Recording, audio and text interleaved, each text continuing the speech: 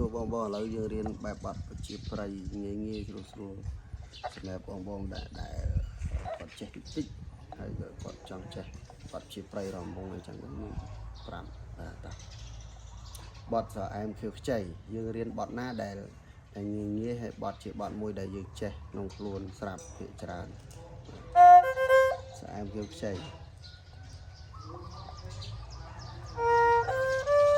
នេះអាំងត្រូវាបាននៅក្បាលបទវា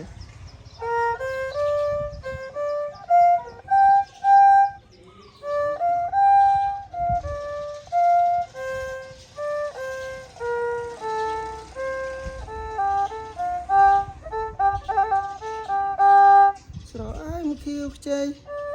គេជ័យតើស្រីឈ្មោះអ្វីប្រ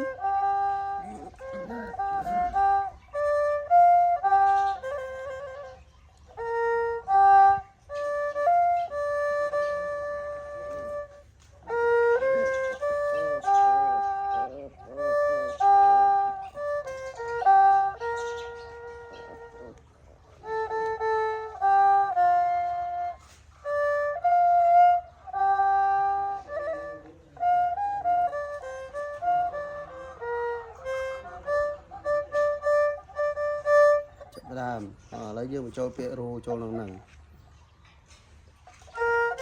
នេះអាំងត្រូវាក្បាលបទ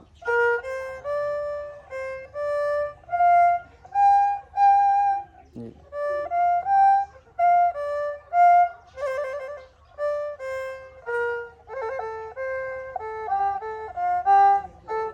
មួយ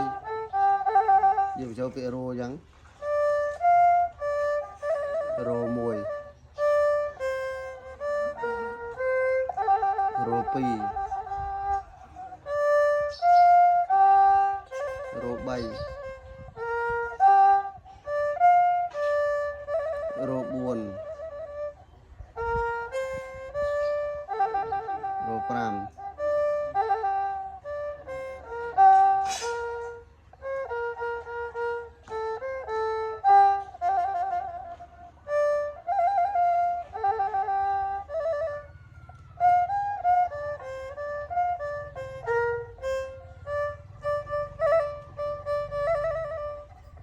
គឺបទស្រអែមគឺខ្ចីបងប្រកាសជាឆ្ងល់ថាបទចឹងមិនពិបាករៀននៅស្រួលរៀនផ្លូវត្រង់ផ្លូវពេលពាក្យបទវាពេញ